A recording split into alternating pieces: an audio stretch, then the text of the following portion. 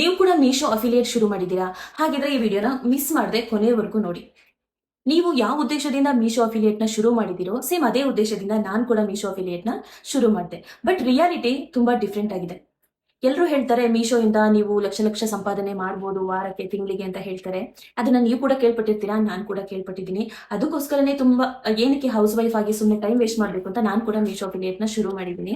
But ಇದರಲ್ಲಿ ನಾನು ತುಂಬಾ ಅಂದ್ರೆ ತುಂಬಾ ಪಾಠಗಳನ್ನ ಕಲಿತಿದ್ದೀನಿ. ನನಗಾಗಿರುವಂತಹ ಎಕ್ಸ್ಪೀರಿಯನ್ಸ್ ನಾನು ನಿಮ್ಮ ಹತ್ರ ಹಂಚ್ಕೋಬೇಕು ಅಂತ ಅನ್ಕೋತಾ ಇದ್ದೀನಿ. ಸೊ ನಾನು ಮೀಶೋ ಅಫಿಲಿಯೇಟ್ ನ ಶುರು ಮಾಡಿದಾಗ ಗೈಸ್ ರೆಗ್ಯುಲರ್ ಆಗಿ ವಿಡಿಯೋಸ್ನ ಹಾಕಿಲ್ಲ, ಅಲ್ಲೊಂದು ಇಲ್ಲೊಂದು ವಿಡಿಯೋಸ್ನ ಹಾಕ್ತಾ ಇದ್ದೆ. ಸೊ ನನಗೆ ಅದರಿಂದ ಏನು ಅರ್ನಿಂಗ್ಸು ಬರ್ತಾ ಇರಲಿಲ್ಲ. ಈಗ ಲಾಸ್ಟ್ ಮಂತ್ ಇಂದ ನಾನು ತುಂಬಾ ಸೀರಿಯಸ್ ಆಗಿ ತಗೊಂಡು ಅದನ್ನೇ ಒಂದು ಕೆಲಸ ಮಾಡ್ಕೋಬೇಕು ಅಂತ ನಾನು ತುಂಬಾ ಸೀರಿಯಸ್ ಆಗಿ ತಗೊಂಡಿದ್ದೀನಿ. ಸೀರಿಯಸ್ ಆಗಿ ತಗೊಂಡು ಅಷ್ಟು ಕಷ್ಟಪಟ್ಟು ಯಾವ್ಯಾವ ತರ ಐಟಮ್ಸ್ನೆಲ್ಲ ಆರ್ಡರ್ ಮಾಡಿ ಡೈಲಿ ಬಿಡದೆ ಶೂಟಿಂಗ್ ಮಾಡಿ ಎಡಿಟಿಂಗ್ ಮಾಡಿ ಅಪ್ಲೋಡ್ ಮಾಡಿ ಮಾಡ್ತಾನೆ ಇದ್ದೀನಿ. ದಿನಕ್ಕೆ 2-3 ವಿಡಿಯೋಸ್ನ ನಾನು ನನ್ನ ಕೈಲಾದಷ್ಟು ಮಾಡಿ ಹಾಕ್ತಾ ಇದ್ದೀನಿ.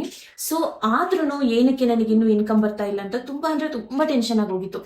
ಅದು ಅಲ್ಲದೆ ಒಂದು ಬ್ಯಾಡ್ ನ್ಯೂಸ್ ಕೂಡ ಇದೆ. ಏನ್ ಗೊತ್ತಾ, ನಾನು ಹೇಳ್ತೀನಿ ಕೇಳಿ. ನಿಮಗೂ ಇದು ಎಕ್ಸ್ಪೀರಿಯನ್ಸ್ ಆಗಿದೆ ಅಂತ ನಾನು ಅನ್ಕೋತೀನಿ. ಯಾರ್ಯಾರು ಮೀಶೋ ಅಫಿಲಿಯೇಟ್ ಶುರು ಮಾಡಿದ್ರು ಅವ್ರಿಗೆ ಇದು ಖಂಡಿತ ಎಕ್ಸ್ಪೀರಿಯನ್ಸ್ ಆಗಿರುತ್ತೆ. ನಾನೊಂದು ಸೀರೆ ಪರ್ಚೇಸ್ ಮಾಡಿದ್ದೆ, 1000 ಸಮಥಿಂಗ್ ಇತ್ತು. ಅದಕ್ಕೆ ಅದರಲ್ಲಿ ನನಗೆ 10% ಕಮಿಷನ್ ಅಂತ ಇತ್ತು ಗೈಸ್. ನಾನೇನ್ ಮಾಡಿದೆ, 10% ಕಮಿಷನ್ ಅಂದ್ರೆ ಒಬ್ರು ಪರ್ಚೇಸ್ ಮಾಡಿದ್ರೆ ನನಗೆ 100 ರುಪೀಸ್ ಆದ್ರೂ ಸಿಗ್ಬೇಕಿತ್ತು. ಅದರಲ್ಲಿ 1000 ರುಪೀಸ್ ಅಲ್ಲಿ 10% ಕಮಿಷನ್ ಅಂದ್ರೆ 100 ರುಪೀಸ್ ತಾನೇ ಸಿಗ್ಬೇಕು. ಬಟ್ ನನ್ನ ಆ ಸ್ಯಾರಿನ ಒಂದು 3-4 ಜನ ತಗೊಂಡಿದ್ದಾರೆ. ಬಟ್ ನನಗೆ ಸಿಕ್ಕಿರೋ ಕಮಿಷನ್ ಎಷ್ಟು ಅಂದ್ರೆ 16 ರೂಪಾಯಿ ಗೈಸ್. ನಿಜವಾಗ್ಲೂ ತುಂಬಾ ಬೇಜಾರಾಯ್ತು ನನಗೆ ಅದನ್ನ ನೋಡಿ. ಏನಕ್ಕೆ ಹಿಂಗ ಆಗ್ತಿದೆ ಅಂತ ನನಗಂತೂ ತಲೆನೇ ಕೆಟ್ಟೋಗ್ಬಿಟ್ಟಿತ್ತು. ಮೀಶೋ ಅಫಿಲಿಯೇಟ್ ನ ಇಲ್ಲಿಗೆ ಡ್ರಾಪ್ ಮಾಡ್ಬಿಡೋಣ ಅಂತ ಕೂಡ ಒಂದೊಂದ್ಸಲ ಅನ್ಕೋತಾ ಇದ್ದೆ ನಾನು. ಬಟ್ ನಂಗೆ ಏನ್ ಆಗ್ತಿದೆ ಅಂತಾನೆ ಗೊತ್ತಾಗ್ತಿಲ್ಲ. ದಿನ ಬಿಡದೆ ಚೆಕ್ ಮಾಡ್ತಾ ಇರ್ತೀನಿ, ದಿನ ಬಿಡದೆ ನನ್ನ ಅನಾಲಿಟಿಕ್ಸ್ ನ ಹೋಗೋದು ಚೆಕ್ ಮಾಡೋದು, ಏನಾಗಿದೆ ಅಂತ ಕ್ಯೂರಿಯಾಸಿಟಿ, ಎಷ್ಟು ಬಂದಿದೆ ಇನ್ಕಮ್ ನೋಡೋಣ ಅಂತ ಅನಿಸ್ತಾನೆ ಇರುತ್ತೆ ಅಂತ ಆಗಾಗ ಹೋಗಿ ಚೆಕ್ ಮಾಡ್ತಾ ಇದ್ದೆ. ನಾನು ಇಲ್ಲಿವರೆಗೂ ಇವತ್ತು ಬೆಳಿಗ್ಗೆವರೆಗೂ ನನಗೆ ಬಂದಿದ್ದು ಇನ್ಕಮ್ ಏನಂತ ಹೇಳ್ತೀರಾ ಅಂದ್ರೆ 100 ದಾಟಿರ್ಲಿಲ್ಲ. ನಾನು 1 ಮಂತಿಂದ ರೆಗ್ಯುಲರ್ ವಿಡಿಯೋಸ್ನ ಹಾಕಿ ಒಂದು 30 ವಿಡಿಯೋಸ್ನ ಹಾಕಿದ್ದೀನಿ. ಅದರಲ್ಲಿ ನನಗೆ 100 ರುಪೀಸ್ನ ದಾಟಿಲ್ಲ ಗೈಸ್. ನನಗೆ ನಿಜವಾಗ್ಲೂ ಶಾಕ್ ಆಯ್ತು. ಇದೇನಿದು 100 ವಿಡಿಯೋಸ್ 100 ರುಪೀಸ್ ಅಂದ್ರೆ ಒಂದು ವಿಡಿಯೋ 1 ರೂಪಾಯಿನ ಬರೋದು ಅಂತ ನಂಗೆ ನಿಜವಾಗ್ಲೂ ಶಾಕ್ ಆಗಿತ್ತು. ಇಷ್ಟು ಟೈಮ್ನ ಇನ್ವೆಸ್ಟ್ ಮಾಡ್ತಾ ಇದ್ದೀನಿ, ಇಷ್ಟು ಎನರ್ಜಿನ ವೇಸ್ಟ್ ಮಾಡ್ತಾ ಇದ್ದೀನಿ ಏನಕ್ಕೋಸ್ಕರ ಅಂತ ನನಗೆ ನಿಜವಾಗ್ಲೂ ಅನ್ಸೋಕೆ ಶುರುವಾಗಿತ್ತು. ಬಟ್ ಥ್ಯಾಂಕ್ ಗಾಡ್ ಇವತ್ತು ಮಾರ್ನಿಂಗ್ ನಾನು ಮೀಶೋ ಆ್ಯಪ್ನ ಓಪನ್ ಮಾಡಿ ನೋಡಿದಾಗ ಸ್ವಲ್ಪ ಇನ್ಕಮ್ ಜಾಸ್ತಿ ಆಗಿದೆ. ಜಾಸ್ತಿ ಅಂತ ಅನ್ಕೋಬೇಡಿ, ಬಟ್ ಸ್ಕ್ರೀನ್ ಶಾಟ್ ಹಾಕ್ತೀನಿ ನೋಡಿ. ಸೊ ಇವತ್ತು ನನ್ನ 7 ಡೇಸ್ದು ಅನಾಲಿಟಿಕ್ಸ್ ತೋರಿಸ್ತಾ ಇದ್ದೀನಿ ನೋಡಿ, ಸ್ಕ್ರೀನ್ ಶಾಟ್ ತೆಗ್ತೀನಿ. ಇದು ಈ 7 ಡೇಸ್ ಅಲ್ಲಿ ನನ್ನ ವಿಡಿಯೋಸ್ನ ನೋಡಿ ಪರ್ಚೇಸ್ ಮಾಡಿರೋದ್ರಿಂದ ನನಗೆ ಬಂದಿರುವಂತಹ ಕಮಿಷನ್. ಇದು 7 ಡೇಸಿಗೆ ಮಾತ್ರ ಬಂದಿರುವಂತಹ ಕಮಿಷನ್ ಇದು. ಸೊ ನನಗೆ ಇವಾಗ ಸ್ವಲ್ಪ ಹೋಪ್ ಬರ್ತಾ ಇದೆ. ನಾನು ಇನ್ನೂ ಸ್ವಲ್ಪ ಎಫರ್ಟ್ ಹಾಕಿದ್ರೆ, ಇನ್ನೂ ಒಳ್ಳೊಳ್ಳೆ ಪ್ರಾಡಕ್ಟ್ಗಳ ಬಗ್ಗೆ ನಾನು ವಿಡಿಯೋಸ್ ಮಾಡಿದ್ರೆ ನನಗೆ ಒಳ್ಳೆ ರೀಚ್ ಸಿಗುತ್ತೆ ಅಥವಾ ಒಳ್ಳೆ ರೀತಿ ಕಮಿಷನ್ಗಳು ಸಿಗುತ್ತೆ ಅಂತ ನನಗೆ ಸ್ವಲ್ಪ ಎಲ್ಲೋ ಸೈಡಲ್ಲಿ ಅನ್ನಿಸ್ತಾ ಇದೆ. ಸೊ ಅದಕ್ಕೋಸ್ಕರ ನಾನು ಇವತ್ತು ಈ ವಿಡಿಯೋ ಮಾಡೋಣ ಅಂತ. ದುಡ್ಡೇನು ಕಮ್ಮಿ ಅಲ್ಲ, ಯಾಕಂದ್ರೆ ನಮ್ಗೆ ಗೊತ್ತು ಹೌಸ್ ವೈಫ್ ಆಗಿರುವಾಗ 1 ರೂಪಾಯಿ ದುಡಿಯೋದು ಕೂಡ ನಮಗೆ ತುಂಬಾ ಇಂಪಾರ್ಟೆಂಟ್ ಆಗಿರುತ್ತೆ. ಇದಕ್ಕೋಸ್ಕರ ನಾನು ಶ್ರಮ ಹಾಕಿದ್ದೀನಿ, ನನ್ನ ಟೈಮ್ನ ಕೊಟ್ಟಿದ್ದೀನಿ, ಅದಕ್ಕೋಸ್ಕರ ಇನ್ಕಮ್ ಬಂದಿದೆ. ಬಟ್ ನನ್ನಿಂದ ಏನು ಖರ್ಚು ಮಾಡಿಲ್ಲ ನಾನು. ಬಿಕಾಸ್ ನಾನೊಂದು ಮೀಶೋಯಿಂದ ಒಂದು ಪ್ರಾಡಕ್ಟ್ ತಗೋತೀನಿ, ಅದನ್ನು ನಾನು ರಿಟರ್ನ್ ಕೊಡ್ತೀನಿ ಅವ್ರಿಗೆ, ಅವ್ರು ನನ್ನ ದುಡ್ಡನ್ನು ನಂಗೆ ವಾಪಸ್ ಕೊಡ್ತಾರೆ. ಅದ್ರ ಜೊತೆಗೆ ನನ್ನ ಕಮಿಷನ್ ದುಡ್ಡು ಇದು ಬಂದಿರೋದು, ಇದು ನನಗೆ ಎಕ್ಸ್ಟ್ರಾ ಅಮೌಂಟೇ. ಓಕೆನಾ?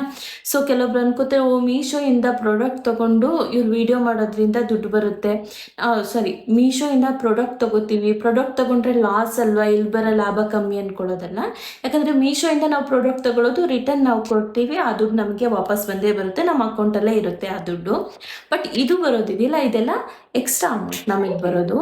ಸೊ ಇದಕ್ಕೆ ಏನು ಮೇನ್ ಅಂದರೆ ಏನು ಗೊತ್ತಾ, ನಮಗೆ ಫಾಲೋವರ್ಸ್ ಜಾಸ್ತಿ ಇರಬೇಕು. ಮೇನ್ ನಮಗೇನು ಫಾಲೋವರ್ಸ್ ಜಾಸ್ತಿ ಇರಬೇಕು. ಫಸ್ಟ್ ಆಫ್ ಆಲ್ ನಾನೊಂದು ವಿಷಯ ಹೇಳಬೇಕು ಗೈಸ್, ಯಾಕಂದರೆ ನಾನು ಸ್ಟಾರ್ಟಿಂಗ್ ಒಂದು ಅನುಭವ ಆಗಿತ್ತು ನನಗೆ. ಒಂದು 4-5 ಜನ ತೊಗೊಂಡಿದ್ದಾರೆ ಒಂದು ಪ್ರಾಡಕ್ಟ್ನ, ಬಟ್ ನನಗೆ ಬಂದಿರೋದು 5 ರೂಪಾಯಿ 6 ರೂಪಾಯಿ. ಅದನ್ನು ನೋಡಿದಾಗ ತುಂಬ ಡಿಮೋಟಿವೇಟ್ ಆಗುತ್ತೆ. ಇದನ್ನು ಮಾಡೋದು ನಿಲ್ಲಿಸೇ ಬಿಡೋಣ ಅನ್ನೋ ಥರ ಅನಿಸ್ಬಿಡುತ್ತೆ. ಅದು ಕಾಮನ್, ಅದಕ್ಕೆ ಒಂದು ರೀಸನ್ ಇರುತ್ತೆ, ಅದಕ್ಕೋಸ್ಕರ ನಮಗೆ ಆ ರೀತಿ ಆಗುತ್ತೆ. ಆ ರೀಸನ್ನ ನಾನು ನಿಮಗೆ ಇವತ್ತು ಹೇಳ್ತೀನಿ. ಏನಂತ, ನಮ್ಮ ಪ್ರಾಡಕ್ಟ್ನ ತಗೊಳ್ತಾರೆ ನೋಡಿ ಆ ಪರ್ಸನ್ಸು ಯಾವುದಾದ್ರೂ ಕೂಪನ್, ಅವ್ರಿಗೇನಾದರೂ ಆಫರ್ ಇದ್ದರೆ ಮೀಶೋನಲ್ಲಿ ಆ ಕೂಪನ್ನ ಯೂಸ್ ಮಾಡಿ ಅವರು ಏನಾದರೂ ಅದನ್ನು ಶಾಪ್ ಮಾಡಿದರೆ ನಮ್ಮ ಲಿಂಕಿಂದ, ಅದರಿಂದ ನಮ್ಮ ಕಮಿಷನ್ ಏನಾಗುತ್ತೆ, ಕಟ್ ಆಗುತ್ತೆ. ಓಕೆನಾ? ನಮಗೆ 10% ಇದ್ದಿದ್ದು ನಮಗೆ 1% ಸಿಗುವಂತಹ ಸಾಧ್ಯತೆ ಇರುತ್ತೆ. ಅದರಿಂದ ನಮಗೆ ಅದು 3 ರೂಪಾಯಿ 4 ರೂಪಾಯಿ ತೋರಿಸುತ್ತೆ. ಓಕೆನಾ? ಇನ್ನು ಎರಡನೇದು ಬಂದ್ಬಿಟ್ಟು, ಇದು ತುಂಬ ಮುಖ್ಯವಾದ ಪಾಯಿಂಟು, ಮೀಶೋನಲ್ಲಿ ಕಮಿಷನ್ ಅನ್ನೋದು ಸ್ಟೇಬಲ್ ಆಗಿ ಇರಲ್ಲ. ಇವತ್ತು 10% ಇರೋದು ನಾಳೆ 25% ಆಗ್ಬೋದು, ನಾಡಿದ್ದು 1% ಕೂಡ ಆಗ್ಬೋದು, 4% ಕೂಡ ಆಗ್ಬೋದು, ಹೇಳೋದಕ್ಕಾಗೋದಿಲ್ಲ. ಮೀಶೋನಲ್ಲಿ ಕಮಿಷನ್ ಅನ್ನೋದೇನು ಸ್ಟೇಬಲ್ ಆಗಿ ಇರೋದಿಲ್ಲ, ವೇರಿಯೇಷನ್ ಆಗ್ತಾ ಇರುತ್ತೆ. ಇದರಿಂದ ಕೂಡ ನಮ್ಮ ಕಮಿಷನ್ ಮೇಲೆ ಅದು ಡಿಫ್ರೆನ್ಸ್ನ ತೋರಿಸುತ್ತೆ. ಓಕೆನಾ? ಅದು ಅಲ್ಲದೆ ಕೆಲವೊಬ್ರು ಏನು ಮಾಡ್ತಾರೆ, ನಮ್ಮ ಪ್ರಾಡಕ್ಟ್ನ ಪರ್ಚೇಸ್ ಮಾಡಿದವರು 15 ಡೇಸ್ ಒಳಗಡೆ ಅದನ್ನ ಏನು ಮಾಡಿಬಿಡ್ತಾರೆ, ರಿಟರ್ನ್ ಮಾಡಿಬಿಡ್ತಾರಲ್ವಾ. ಆ ರೀತಿ ರಿಟರ್ನ್ ಮಾಡೋದ್ರಿಂದ ಕೂಡ ನಮ್ಮ ಕಮಿಷನು ಕಟ್ ಆಗುತ್ತೆ. ಗೊತ್ತಾಯ್ತಾ? ಇದಿಷ್ಟು ಪಾಯಿಂಟ್ಸ್ನ ನೆನ್ಪಿಟ್ಕೊಳ್ಳಿ. ನೀವು ಏನಾದರೂ ಮೀಶೋನ ಇವಾಗ ಶುರು ಮಾಡಿದ್ದೀರಾ ಅಂದರೆ ಇದರಿಂದ ಡಿಮೋಟಿವೇಶನ್ ನಿಮಗೆ ಆಗೇ ಆಗುತ್ತೆ. ಅದು ಸರಿ ಮಾಡ್ಕೋಬೋದು ನೀವು. ಓಕೆನಾ? ಅದು ಸರಿ ಆಗುತ್ತೆ. ನೀವು ಅಲ್ಲಿವರೆಗೂ ತಾಳ್ಮೆಯಿಂದ ಕಾಯಬೇಕು. ನಾನು ಕೂಡ ತುಂಬ ದುಡ್ಕಿ ಮೀಶೋನ ಮಾಡೋದೇ ಬೇಡ ಅಂತ ಅಂದ್ಕೊಂಡಿದ್ದೆ. ಬಟ್ ಇವತ್ತು ಬೆಳಿಗ್ಗೆ ಈ ರಿಸಲ್ಟ್ ನೋಡಿದಾಗ ನನಗೆ ಮಾತ್ರ ಸ್ವಲ್ಪ ಸಮಾಧಾನ ಆಯಿತು. ಇಲ್ಲ ನಾನು ಏನೋ ತಪ್ಪು ನಿರ್ಧಾರ ಮಾಡಿಬಿಡ್ತಿದ್ದೆ ಅಂತ ನನಗೆ ಅನ್ಸೋಕ್ಕೆ ಶುರುವಾಗಿದೆ. ಸೊ ಅದಕ್ಕೋಸ್ಕರ ನಾನು ಆದಷ್ಟು ಒಳ್ಳೆ ಕ್ವಾಲಿಟಿ ಇರುವಂತಹ ಪ್ರಾಡಕ್ಟ್ನ ಆರ್ಡರ್ ಮಾಡಿ ಅದನ್ನು ನನ್ನ ಫಾಲೋವರ್ಸ್ಗೆ ನಾನು ಶೋ ಮಾಡೋಣ ಅಂತ ಅನ್ಕೋತಾ ಇದ್ದೀನಿ. ಸೊ ನೀವು ಫಸ್ಟ್ ಏನು ಮಾಡಬೇಕು ಅಂದರೆ ನಿಮ್ಮ ಫಾಲೋವರ್ಸ್ನ ಟ್ರಸ್ಟ್ ಬಿಲ್ಡ್ ಮಾಡಬೇಕು.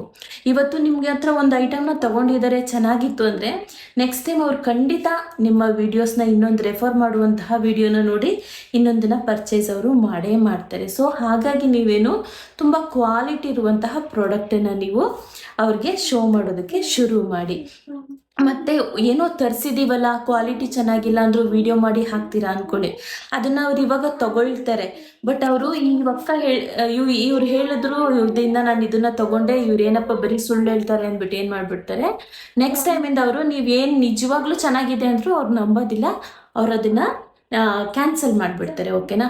ಸೊ ಹಾಗಾಗಿ ಯಾವುದೇ ಕಾರಣಕ್ಕೂ ಕ್ವಾಲಿಟಿ ಇಲ್ದಿರೋದು ಪ್ರಾಡಕ್ಟ್ಗಳನ್ನ ನೀವು ರೆಫರ್ ಮಾಡೋದಕ್ಕೆ ಹೋಗಲೇಬೇಡಿ. ಅದನ್ನು ರಿಟರ್ನ್ ಕೊಟ್ಬಿಡಿ. ನೀವು ಅದರಿಂದ ನಿಮ್ಗೇನು ಲಾಸ್ ಆಗಲ್ಲ, ರಿಟರ್ನ್ ಕೊಟ್ಬಿಡಿ. ಅದ್ರ ಬಗ್ಗೆ ವಿಡಿಯೋನೇ ಮಾಡೋದಕ್ಕೆ ಹೋಗಬೇಡಿ. ಓಕೆನಾ? ಇದು ನಾನು ಕೊಡುವಂತಹ ಒಂದು ಸಜೆಷನ್. ಓಕೆನಾ? ಕ್ವಾಲಿಟಿ ಇಲ್ಲದೆ ಇರುವಂತಹ ಪ್ರಾಡಕ್ಟ್ ಬಗ್ಗೆ ವಿಡಿಯೋನ ಯಾವುದೇ ಕಾರಣಕ್ಕೂ ಮಾಡಬೇಡಿ. ಒಳ್ಳೆ ಕ್ವಾಲಿಟಿ ಇರಬೇಕು, ಕಮ್ಮಿ ರೇಟಲ್ಲೂ ಇರಬೇಕು. ಸೊ ತಗೊಳ್ಳೋರು ನಮ್ಮವರೇ ಆಗಿರೋದ್ರಿಂದ ನಮ್ಮ ಪ್ರಾಡಕ್ಟ್ಗಳನ್ನ ತಗೋತಾ ಇರೋರು ಕೂಡ ಅವರು ನಮ್ಮವರೇ ಅಲ್ವಾ. ಸೊ ಅವರಿಗೂ ಲಾಸ್ ಆಗಬಾರ್ದು. ಆ ರೀತಿ ಒಳ್ಳೆ ಕ್ವಾಲಿಟಿ ಇರುವಂತಹ ಪ್ರಾಡಕ್ಟ್ನ ಮಾತ್ರ ರೆಫರ್ ಮಾಡಿ. ಓಕೆನಾ? ಇದರಿಂದ ಟ್ರಸ್ಟ್ ಬಿಲ್ಡ್ ಆಗುತ್ತೆ. ಟ್ರಸ್ಟ್ ಬಿಲ್ಡ್ ಆಗೋದ್ರಿಂದ ಅವರು ನೆಕ್ಸ್ಟ್ ಟೈಮ್ ಕೂಡ ನೀವು ಹಾಕುವಂತಹ ವೀಡಿಯೋಸಲ್ಲಿರುವಂತಹ ಪ್ರಾಡಕ್ಟ್ಗಳನ್ನ ಅವರು ಶಾಪ್ ಮಾಡ್ತಾರೆ. ಗೊತ್ತಾಯ್ತಾ? ಸೊ ಗೈಸ್, ಇದಾಗಿತ್ತು ಈ ದಿನದ ವಿಡಿಯೋ. ಈ ಮೀಶೋ ಅಫಿಲಿಯೇಟ್ ಬಗ್ಗೆ ನನಗಾಗಿರುವಂಥ ಎಕ್ಸ್ಪೀರಿಯೆನ್ಸ್ನ ನಾನು ಸಾಕ್ಷಿ ಸಮೇತ ನಿಮಗೆ ಹೇಳಿದ್ದೀನಿ. ನನಗೆ ಹೇಗೆ ವರ್ಕ್ ಆಯಿತು, ಇಲ್ಲಿವರೆಗೂ ನನಗೆ ಬಂದಿರುವಂತಹ ಲೈಫ್ ಟೈಮ್ ಕಮಿಷನ್ ಅಂದರೆ ಇದು ನೋಡಿ, ಸ್ಕ್ರೀನ್ಶಾಟ್ ಹಾಕ್ತಾ ಇದ್ದೀನಿ. ಇಷ್ಟೇ ಬಂದಿರೋದು, ನನಗೂ ಏನು 1000 ಗಟ್ಟಲೆ ಬಂದಿಲ್ಲ. ಬಟ್ ಬರುತ್ತೆ ಅಂತ ನಂಬಿಕೆ ನನಗಿದೆ. ನಾನು ಹಾರ್ಡ್ ವರ್ಕ್ ಮಾಡ್ತೀನಿ, ನನಗೆ ಬಂದೇ ಬರುತ್ತೆ ಅಂತ ನನಗೆ ನಂಬಿಕೆ ಇದೆ. ಸೊ ನೀವು ಯಾರೆಲ್ಲ ಹೌಸ್ ವೈಫ್ ಇದ್ದೀರೋ, ಕಾಲೇಜಿಗೆ ಹೋಗೋಂಥ ಹುಡುಗಿರಿದ್ದೀರೋ, ನೀವು ತಗೊಳ್ಳೋ ಪ್ರಾಡಕ್ಟ್ನ ಹೆಸಿಟೇಟ್ ಮಾಡಬೇಡಿ. ಅದು ಚೆನ್ನಾಗಿದ್ದರೆ ಚೆನ್ನಾಗಿದೆ ಅಂತ ಮಾಡಿಬಿಟ್ಟು ಶೂಟ್ ಮಾಡಿ ಹಾಕಿ. ನೀವು ಫೇಸೇ ತೋರಿಸ್ಬೇಕು ಅಥವಾ ಮಾತೇ ಆಡಬೇಕು ಅಂತ ಏನು ಇದರಲ್ಲಿ ರೂಲ್ಸ್ ಇಲ್ಲ. ಓಕೆನಾ? ಜಸ್ಟ್ ನೀವು ಪ್ರಾಡಕ್ಟ್ ತೋರಿಸಿದ್ರು ಕೂಡ ಸಾಕು. ನೀವು ನಿಮ್ಮ ಮುಖನೇ ತೋರಿಸ್ಬೇಕು ಅಂತ ಏನಿಲ್ಲ. ಆದಷ್ಟು ನಿಮ್ಮ ಓನ್ ವಾಯ್ಸ್ನ ಯೂಸ್ ಮಾಡಿ, ಯಾಕಂದರೆ ಜನಗಳಿಗೆ ಆದಷ್ಟು ರೀಚ್ ಆಗ್ತೀರ. ಬರೀ ಹಾಡುಗಳನ್ನ ಹಾಕೋದಕ್ಕಿಂತ ನೀವು ಆದಷ್ಟು ನಿಮ್ಮ ಓನ್ ವಾಯ್ಸನ್ನು ಹಾಕೋದಕ್ಕೆ ಶುರು ಮಾಡಿ. ಓಕೆನಾ? ಸೊ ಇನ್ನೂ ಏನಾದರೂ ಈ ಮೀಶೋ ಅಫಿಲಿಯೇಟ್ ಬಗ್ಗೆ ನಿಮಗೇನಾದರೂ ಡೌಟ್ ಇದ್ದರೆ ಕಮೆಂಟ್ ಮೂಲಕ ನನಗೆ ತಿಳಿಸಿ.